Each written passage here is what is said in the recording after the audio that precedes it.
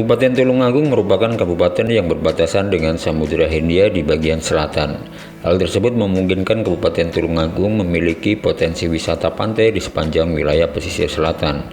Ada banyak potensi wisata yang sudah berkembang dan berkontribusi positif terhadap pertumbuhan ekonomi daerah. Salah satu yang sering kita dengar adalah wisata Pantai Gemah yang sampai sekarang ini menjadi primadona wisata pantai yang kunjungan wisatanya tidak pernah surut, bahkan cenderung meningkat menjelang weekend atau hari libur. Perkembangan wisata pantai di Kabupaten Tulungagung semakin meningkat seiring dibukanya segmen jalan lintas selatan Jawa yang sudah selesai dibangun di beberapa titik beberapa waktu yang lalu. Setidaknya ada 4 segmen jalan pansela di wilayah Tulungagung.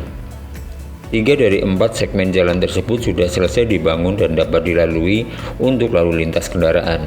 Hanya menyisakan 1 segmen, yaitu segmen Brumbun Sine yang masih dalam tahap pelaksanaan, di mana ditargetkan pembangunan selesai pada tahun 2025.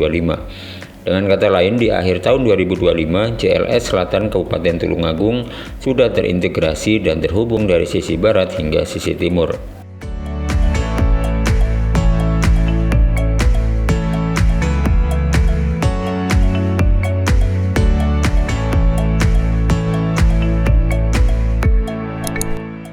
Pada penelusuran kali ini kita akan menelusuri ruas jalan JLS ini yang mana menghubungkan dari Pantai Brumbun ke Pantai Sine. Kita akan mulai dari start awal di Desa Ngrejo, Kecamatan Tanggung Gunung, Kabupaten Tulungagung. Nah, untuk sobat ketahui bahwa di wilayah Tulungagung khususnya ruas jalan JLS ini melintasi beberapa wilayah administrasi seperti Kecamatan Besuki, kemudian Kecamatan Tanggung Gunung, ada juga Kecamatan Kalidawir dan juga Kecamatan Bojang Laban. Untuk di wilayah Kecamatan Tanggung Gunung ini melintasi 2 desa, yaitu Desa Ngrejo dan Desa Jenglung Harjo. Untuk wilayah Pantai Brumbun ini masuk di area Desa Besuki, perbatasan dengan Desa Ngrejo, Kecamatan Tanggung Gunung. Dan di wilayah Pantai Sine itu terdapat di wilayah administrasi Kecamatan Kalidawir, jadi menghubungkan antara 2 kecamatan. Kita akan lihat bagaimana progres terakhir dari pembangunan jalan JLS ini, Brumbun Sine, sepanjang 9,5 km.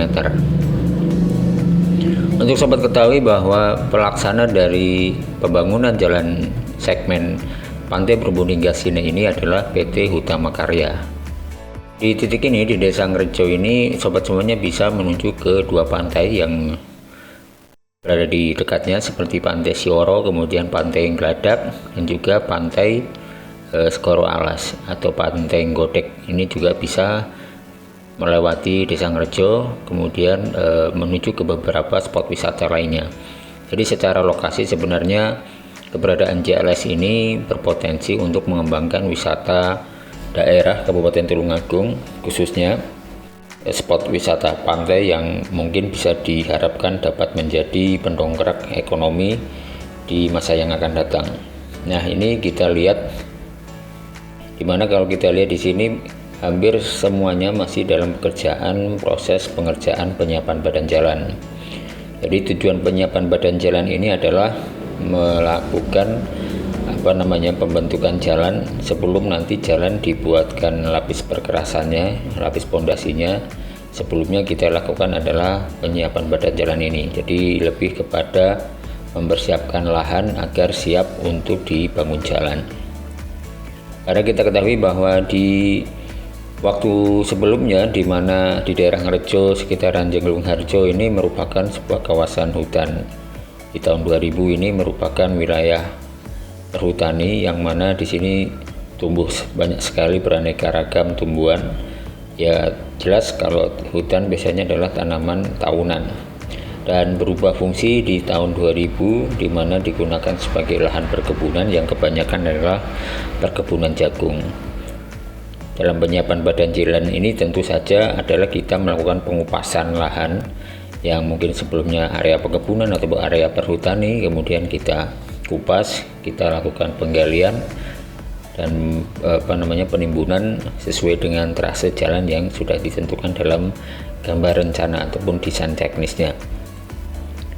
Nah, untuk sobat ketahui bahwa di JLS ini total seluruhnya sepanjang 1547 km yang membentang dari wilayah Provinsi Banten di sebelah barat, kemudian berujung di Provinsi Jawa Timur di sebelah timur.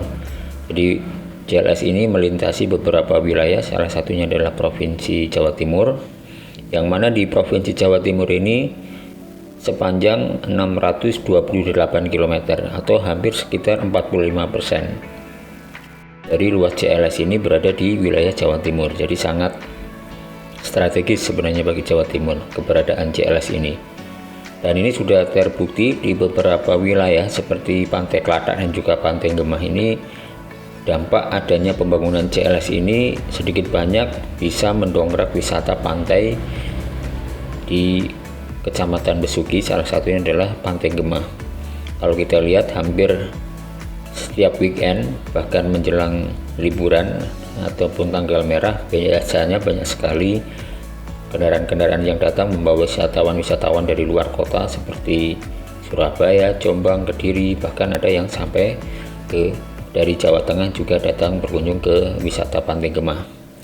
Ini tentu sebuah indikasi bahwa JLS juga bisa membangkitkan potensi wisata dan juga bisa melakukan atau semacam memberikan pengalian perputaran ekonomi yang mungkin sebelumnya berada di wilayah perkotaan bisa bergeser ke wilayah pesisir.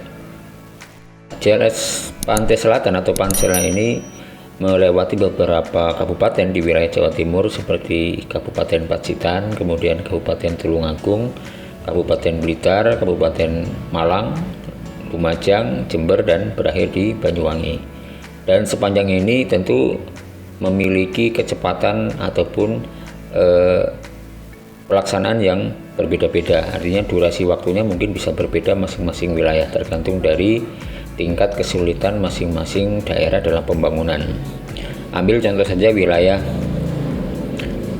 Pacitan yang mungkin lebih dulu selesai di satu kabupaten ini JLS-nya dibanding di wilayah lainnya, karena mungkin saat itu ada muatan politik ya terkait dengan pembangunan jalan JLS, dalam arti di daerah Pacitan saat itu diperintah oleh Presiden SBY sehingga secara politis jauh lebih mudah mempercepat pekerjaan pembangunan jalan JLS untuk wilayah Kabupaten Pacitan dibanding kabupaten lainnya. Selain faktor politis juga mungkin adalah faktor alam itu sendiri, misalkan antara Pacitan dengan Blitar, dengan Trenggalek, dengan Malang ini mungkin berbeda-beda tergantung dari tingkat kesulitan dalam pembangunannya. Karena kita ketahui dari Pacitan hingga ke Blitar semuanya ini kondisi permukaannya adalah perbukitan yang sebagian besar adalah pegunungan kas atau pegunungan batu gamping. Lain halnya mungkin ketika kita masuk ke wilayah Lumajang ataupun wilayah Jember, di mana kondisi topografinya ataupun permukaan tanahnya berupa tanah datar, relatif lebih mudah, kemudian juga tidak mengandung batuan-batuan yang sulit ditembus ketika melakukan pembangunan jalan. Ini mungkin wilayah-wilayah sebelah timur ini lebih cepat penyelesaiannya daripada sebelah barat.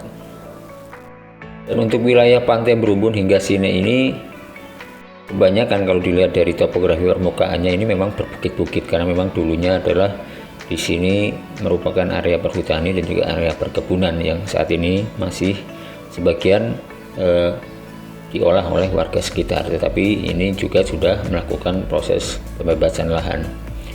Tentu tahapan-tahapan pelaksanaan pembangunan sebelum sampai pelaksanaan fisik sudah disiapkan sebelumnya, itu adalah pembebasan lahan. Mungkin setelah penyiapan badan jalan ini selesai, tebing sudah selesai, drainase sementara sudah selesai, nanti mungkin bisa ke pekerjaan selanjutnya adalah pembangunan lapis pondasi. Lapis pondasi ini merupakan dasar dalam perkerasan jalan, jadi yang paling dasar. Lapis pondasi ini apa saja? Lapis pondasi atas, lapis pondasi bawah, dan nanti di akhir adalah lapis permukaan yang merupakan pekerjaan terakhir, yaitu dengan melakukan penghamparan aspal berupa HRS atau HRS ATP untuk sepanjang ruas jalan ini. Dasar dalam pertimbangan tebal berkerasan dan juga alinyemen horizontal maupun vertikal perencanaan geometrik ini memang didasarkan pada dua hal, yaitu adalah kelas jalan dan juga kecepatan minimum yang ingin dilayani ataupun dilalui atau direncanakan. Jadi misalkan saja jalan kelas 1 dengan kendaraan yang melintas sebagian besar adalah kendaraan berat akan memiliki standar jari-jari minimum untuk sebuah tikungan sudah ada di dalam standar ini yang mungkin nanti dimasuk dalam perencanaan teknis. Jadi pada dasarnya kalau pekerjaan jalan ini sudah masuk pembangunan berarti sudah melewati beberapa tahapan, sebenarnya mungkin tahapan studi kelayakan, di mana studi kelayakan ini adalah berorientasi pada hasil apakah sebuah bangunan ataupun sebuah infrastruktur ini layak dilaksanakan atau tidak. Kemudian juga ada analisa lingkungannya seperti apa, ini sudah pada tahapan sebelumnya. Kemudian ada perencanaan teknis. Perencanaan teknis ini juga meliputi perencanaan geometrik jalan, tikungan, turunan, alinyemen horizontal dan alinyemen vertikal, semuanya sudah dilakukan perencanaan atau desain. Kemudian ada juga perencanaan perkerasan jalan. Perkerasan jalan ini meliputi kendaraan apa saja yang diproyeksikan untuk dilayani dalam rentang waktu perencanaannya. Jadi kalau sudah masuk tahap pelaksanaan, biasanya ini tahapan-tahapan sebelumnya sudah dilewati. Kita berharap bahwa di tahun 2025 mendatang jalan CLS ini di wilayah Kabupaten Tulungagung sudah terintegrasi, sudah terhubung semua dari barat sampai timur, dari pantai paling barat ini adalah Pantai Ngelarap hingga ke Pantai Molang yang berada di sebelah timur di Kecamatan Pucang Laban sudah terhubung semua. Dan kita harapkan juga bahwa dengan adanya CLS ini bisa memberikan perputaran ekonomi yang baru di wilayah Kabupaten Tulungagung, karena potensi wisata di Tulungagung dengan adanya CLS ini diharapkan bisa berkembang, tumbuh, dan memberikan kontribusi yang positif terhadap pendapatan asli daerah dari Kabupaten Tulungagung. Nah, itu saja dengan semuanya kita berharap di tahun 2025 ini bisa terrealisasi. Kita jumpa lagi di episode selanjutnya. Jangan lupa untuk selalu mendukung channel kami dengan cara klik like, share, comment, and subscribe.